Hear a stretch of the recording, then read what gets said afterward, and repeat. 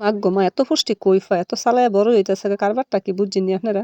আমি তো ভাবতাছি যে আস্তে, আস্তে বড় হইলে আমার লেগে কাজে দিব কেরে? আমি তো এটি দুহানো বেচি। আমার আবার আলহামদুলিল্লাহ দুহানোই কাস্টমার পাওয়া যায়। ২-৩ কেজি ধইন্যা পাতা তুললে আনলে দুহানোই বেচা লাইতারি। বাজারে পাঠান লাগে না। এখন দেখি পুষ্টির ঠেলায় দিয়ে আমারে ছাড়া দিতাছে গা। তো আমার তো চালায়া বেচা লাউন লাগবো না। আমি এতটি কেমনে বেচাম? আমার দেহে তো আরো অনেক পইড়া রইছে। প্রত্যেকদিন সাকিবের আব্বা আমারে ৩ কেজি কইরা তুইলা আইনা দেয়। আমি তো বাড়িতে বাড়িঘরে যারা আশেপাশে আপারা আছে, খালারা আছে সবাই দয়া আমাতে লইয়া যায়। এভাবে এটি বড় হইতাছে এটির লগে তো আমি কুলায়া পারতাছি না। আমি তো চিন্তা করতাছি আমি যদি এগুলো কই যাই আমি যদি ২ দিন পরে হেতের মেঝে ভাইঙ্গা পইড়া থাকবো। মাইনষে বলে ধইন্যা পাতা করতাছে হয় না আর আমরা টিকার এডিরে রাখতাম পারতাছি না এদিকে বড় হইতে হইতে আমরারে ছাড়াই দিতেছে গা। রাজীবে আবার এমনি ধইন্যা পাতা কাঁচা খাইতারে আমিও হ্যাঁ দেহে দিয়ে হিক্কা লাইছি। আমিও কুদ্দুর পাতা মাঝে মধ্যে মুহ দিয়ালে কত যে স্বাদ লাগে আর টাটকা এখন হেতেতে তুইলা আনছে কত যে ঘেরান। ঘেরানের সুরে তরকারির মেঝে জতলা কইরা দেই যদি বাজারতে আনতাম তাইলে মনে হয় ৪ ভাগের ১ ভাগও দিলাম নইলে।